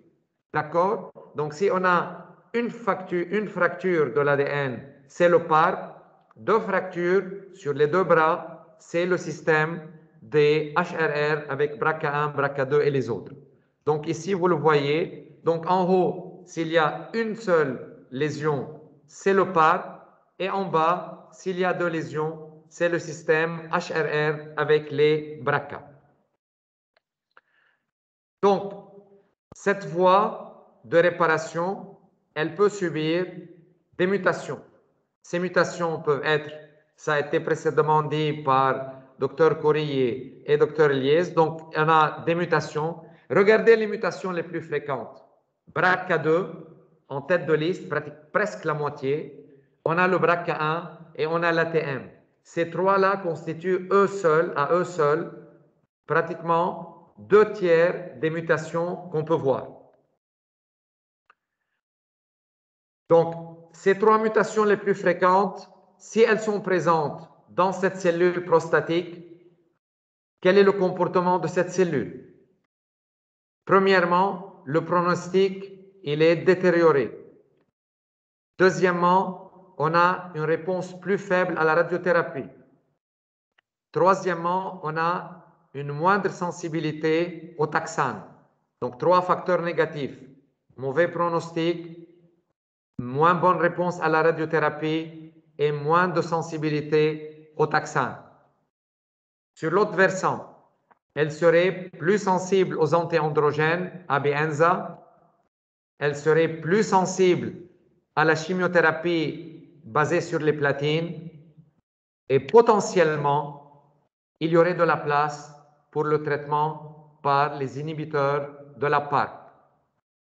Pourquoi il y aurait une place et quel est le rationnel pour dire on peut donner, il serait logique de donner des inhibiteurs de la PARP? Ça, c'est une cellule normale qui va subir des attaques et des dégâts de l'ADN. Elle a deux systèmes de réparation. Un système de réparation sur une seule arme, et le système, donc avec le PARP, et le système de réparation sur les deux armes avec le HRR. Très bien, ça c'est la cellule normale. Maintenant, prenons une cellule qui est déficiente en HRR, c'est-à-dire BRCA1, BRCA2, ATM, elle est déficiente. Donc cette cellule ne peut pas réparer des dégâts sur les deux armes. Mais il y a le PARP qui va réparer les dégâts sur une arme. Et donc la cellule va survivre. Mais elle sera une cellule anormale et elle sera une cellule avec tumorogénèse. Donc d'où l'idée était, ok, cette cellule, elle survit grâce à quoi? Grâce au système de réparation du PARP. Si on vient bloquer le PARP, on va peut-être créer ce qu'on appelle une létalité synthétique. Donc nous-mêmes, on va forcer la cellule à mourir. Comme c'est une cellule qui est anormale, tumorogénèse, on va venir donner le PARP et on va la tuer. Donc ça, c'est le concept derrière les PARP. Donc ici, vous avez la traduction. Donc on bloque en haut la réparation unilatérale avec le PARP. Et comme elle, déjà, elle n'a pas de système de réparation bilatéral parce qu'elle est déficiente en BRCA1, BRCA2 et les autres, donc il n'y a plus de possibilité de réparation et la cellule va mourir. Ça, c'est le concept. Donc, ce concept, là, on a l'olaparib, le Lynparza, qui vient comme inhibiteur de la PARP avec son mécanisme d'action qui va venir tester cette hypothèse. Est-ce que cette hypothèse potentielle, elle va se traduire cliniquement par des résultats ou bien comme d'autres possibilités, elle n'aura pas de traduction clinique. Donc ça, c'est la phase que l'étude que Liès vient de montrer. Donc ça, ils ont pris des malades métastatiques résistants à la castration. Donc c'est des malades qui ont déjà reçu, en plus de l'hormonothérapie, qui ont reçu ABI et ou Enza, et éventuellement aussi le docétaxel. D'accord? Mais tous les malades avaient reçu Abi et ou Enza, plus ou moins docétaxel.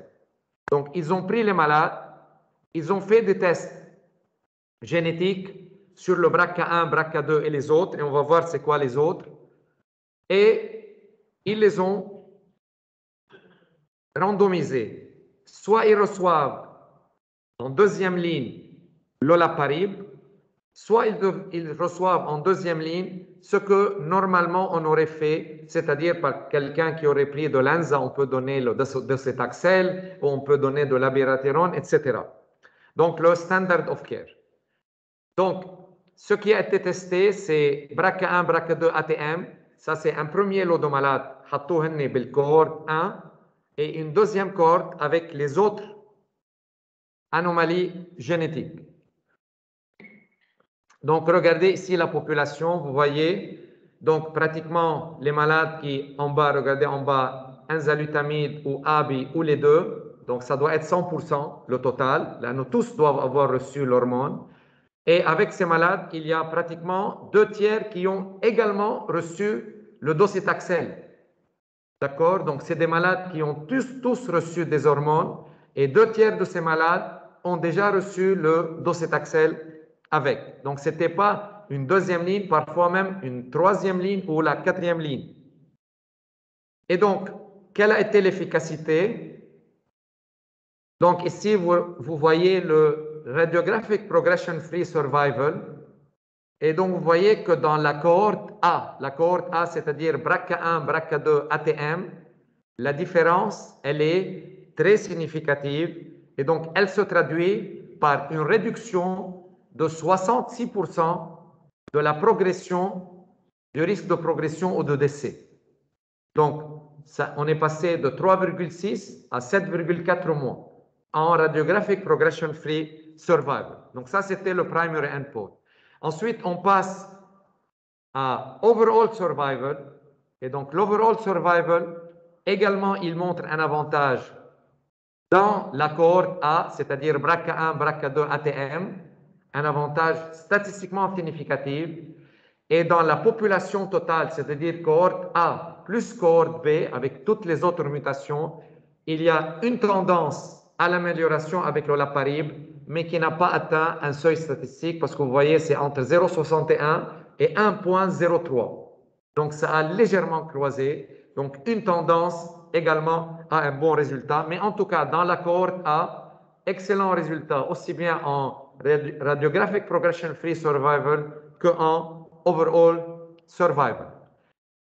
Ça, elle est intéressante. Vous voyez ici, ils ont comparé les malades qui ont déjà reçu le docétaxel par rapport au groupe de malades qui n'a pas reçu le docétaxel. Et donc, ce qu'ils démontrent ici, c'est que les malades qui n'ont pas reçu le docétaxel ont mieux répondu que les malades qui ont déjà reçu le docétaxel. Ça, c'est pour dire qu'on a plutôt intérêt après hormones, après la première lignée d'hormones, à donner l'olaparib chez les gens qui ont une indication pour l'olaparib. Ici, on regarde que l'effet par type de mutation, et en fait, on voit que pratiquement toutes les mutations profitent, sauf ici, regardez l'avant-dernière, donc il n'y a qu'une seule mutation, l'avant-dernière, où l'olaparib n'a pas donné un effet, mais tous les autres, il y a une tendance, mais elle est la plus importante, cette tendance, ce résultat, avec le BRCA2.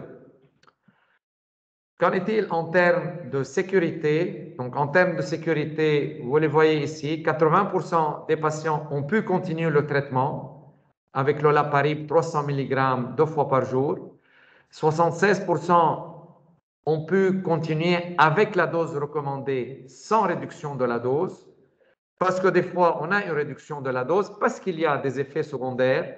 Ces effets secondaires sont essentiellement représentés par l'anémie. Cette anémie qu'on peut manager soit en réduisant la dose, soit en interrompant le traitement, soit en donnant des transfusions, dépendamment du profil du patient. Et donc, sur le plan pratique, actuellement, quelle est la place de l'olaparib?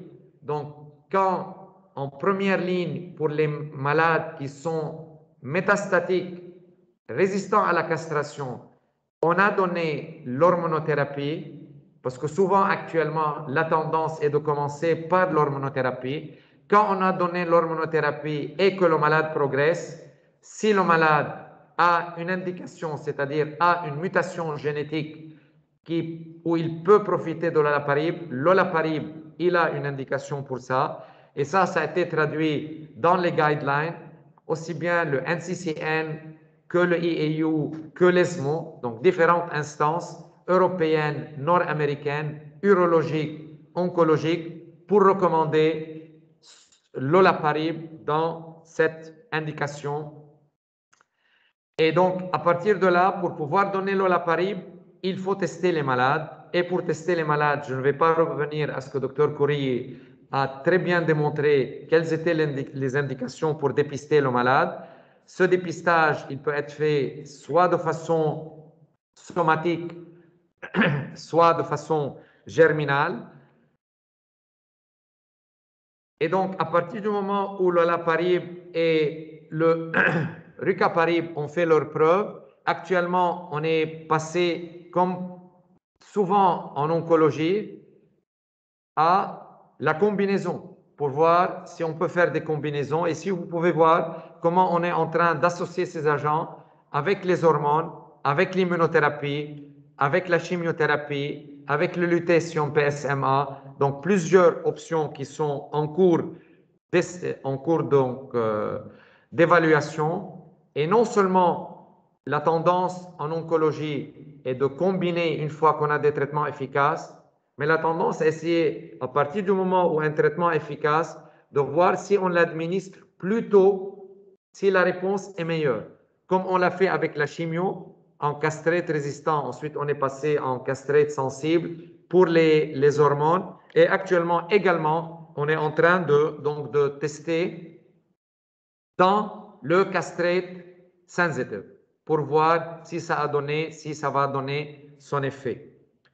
Voilà, donc je termine par ce slide que dans le terme de cancer, il y a le CAN parce qu'ensemble, oncologue, radiothérapeute, urologue, médecin de famille de première ligne pour le dépistage, pour orienter les malades, ensemble, on peut essayer de vaincre cette maladie dans l'intérêt de nos patients, donc dans l'intérêt de nos parents et de nous-mêmes. Merci.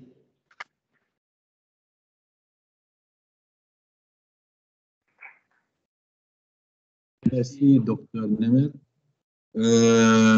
Donc, c'est excellent comme présentation. Il y a place à poser quelques questions pour les orateurs, donc au moins une ou deux questions par sujet. Je commence moi-même, Dr Nemer. Donc, si vous considérez que ces anomalies moléculaires qu'il faut chercher sont intéressantes, est-ce qu'on a une idée donc, du prix, combien ça doit coûter? Est-ce qu'il faut pousser les autorités, vu l'importance de le pourcentage et l'efficacité, pour que ça fait partie des tests remboursés? En fait, dans tous les pays, mais particulièrement maintenant avec la crise au Liban, ça doit être une collaboration entre les malades, le médecin, ceux qui vont payer le prix du médicament, le prix des tests, et les compagnies qui ont les médicaments. Donc, ça ne peut pas être une stratégie où on va demander à l'État de tout rembourser. On ne peut pas demander aux malades out of pocket de payer.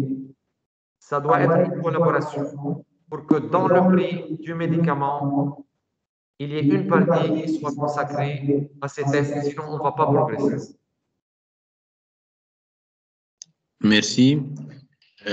Une question à Dr Azouri. Pour les malades oligométastatiques qui normalement bénéficient de la radiothérapie selon la présentation, est-ce qu'en pratique, tu es en train de voir ces malades, est-ce que ça a été référé? Est-ce que nous, médecins, urologues, oncologues, nous sommes habitués à référer ces malades au radiothérapeute ou il faut plus de informations?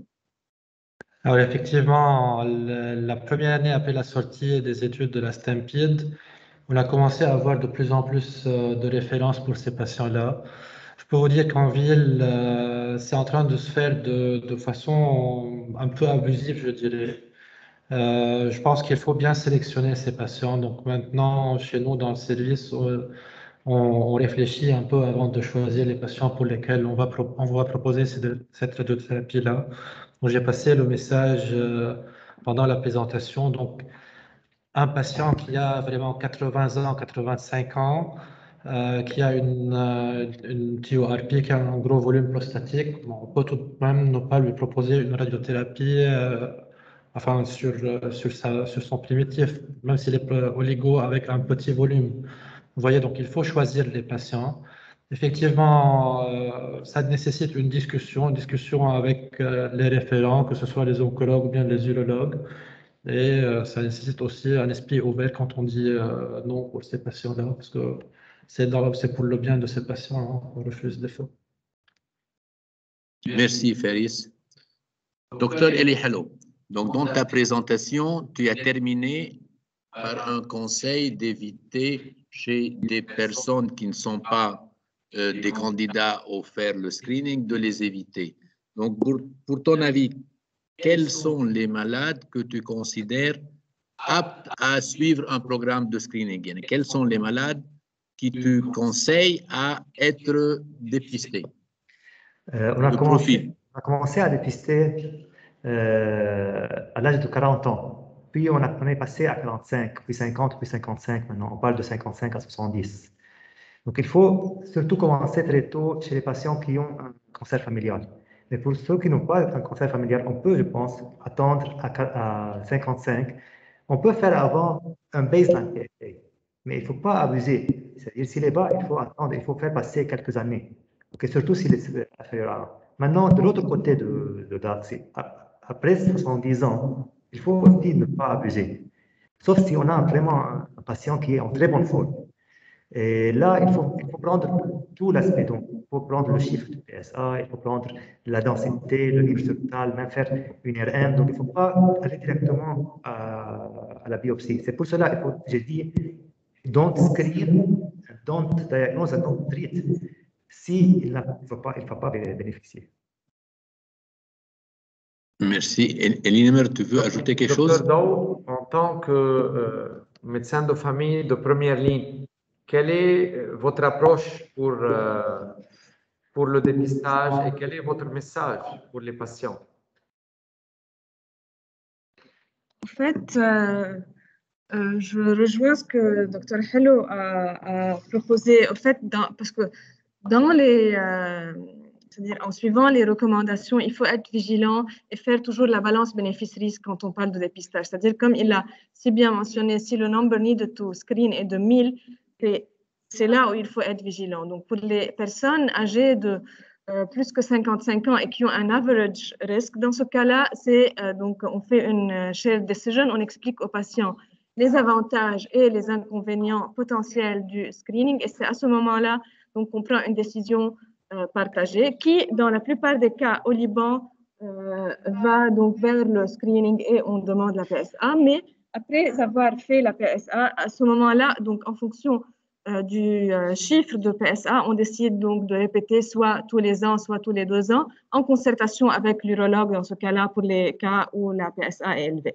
Pour les personnes âgées de moins que 55 ans et qui ont un average risk, à ce moment-là, donc on évite d'aller vers une PSA. Si donc le risque est élevé, c'est-à-dire que s'il y a un risque familial, un parent de premier degré qui a été, donc un seul parent atteint donc, à un âge jeune, à ce moment-là, donc à partir de 45 ans, on propose la PSA. S'il y a 2 first degree relatives, à ce moment-là, on va vers des âges moins avancés, toujours en concertation avec l'urologue quand il y a des high risk, donc chez les patients à haut risque. Donc en gros, c'est ça l'approche. Le Dans la plupart des cas, c'est des patients à average risk, âgés de plus que 55 ans, où on fait une shared decision avant de proposer la PSA. C'est clair comme approche, mais il faut juste faire cette constatation que classiquement, on parlait, une fois qu'on faisait le PSA, s'il était un peu élevé, c'était biopsie, et si la biopsie est positive, c'était le traitement, et donc potentiellement un avantage, mais également des effets secondaires. Actuellement, l'image n'est pas tellement aussi claire, nette et précise, c'est-à-dire PSA qui est élevé, avant d'aller à la biopsie, il y a maintenant la place de l'IRM multiparamétrique qui va trier les malades. Et donc, on n'est pas obligé, chez la grande majorité des malades, même avec un PSA élevé, de faire des biopsies. Donc, si on ne fait pas de biopsie, on n'a pas les effets secondaires de la biopsie, infection, etc., sepsis. Et deuxièmement, on n'a pas de diagnostic de cancer non significatif. Deuxième modificateur dans le jeu, on a fait la biopsie, il y a un cancer, mais actuellement, dans la thérapie des cancers localisés, il y a la surveillance active qui prend de la place. Et donc, avec l'IRM multiparamétrique et avec la surveillance active, il faut que le médecin, que l'oncologue, que l'urologue soit plus à l'aise avec le malade. C'est-à-dire qu'on peut faire le diagnostic sans nécessairement faire, on peut faire le dépistage sans faire surdiagnostic, faire un surtraitement. On peut dépister, diagnostiquer et s'arrêter. On peut dépister, ne pas diagnostiquer et donc pas de traitement. Donc, deux facteurs fondamentaux, l'IRM multiparamétrique et la surveillance active qui permettent aux malades de pouvoir comprendre s'il a une maladie parce que le risque d'attendre, certainement un des bénéfices, c'est d'éviter les effets secondaires, mais un des risques, c'est de se retrouver avec des stades qui sont avancés. Donc aujourd'hui, on a des outils permettant de pouvoir avancer sans être agressif et sans faire des dégâts aux malades.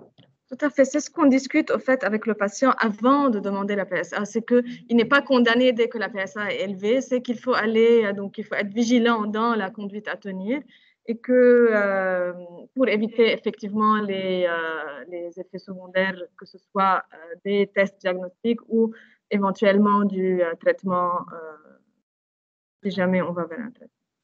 Très bien. Docteur Attan, tu veux conclure? Merci pour les orateurs. Merci pour Dr Daou pour sa modération. Dr Demer aussi, je vais vous inviter à la fin de clôturer par un dernier mot.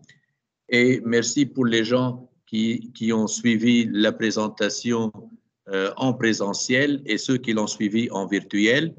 Je pense que ça va être le dernier événement pour le 2021. L'année prochaine, certainement, le comité des sollicitations des firmes, il va avoir un autre élan et il va continuer avec ses activités des mercredis scientifiques. Et juste avant de terminer, Dr Nimr, donc j'aime bien avoir votre dernier mot et au revoir tout le monde. En fait, je n'ai plus rien à dire, sauf à remercier tous ceux qui sont présents avec nous ce soir à l'auditorium et tous ceux qui nous ont accompagnés en online. J'espère qu'on a pu essayer de faire passer un message qui soit un message à part informationnel, mais un message de communication et de collaboration, parce que ce n'est qu'en travaillant ensemble qu'on va pouvoir mieux soigner le malade. Merci à tous et bonne soirée.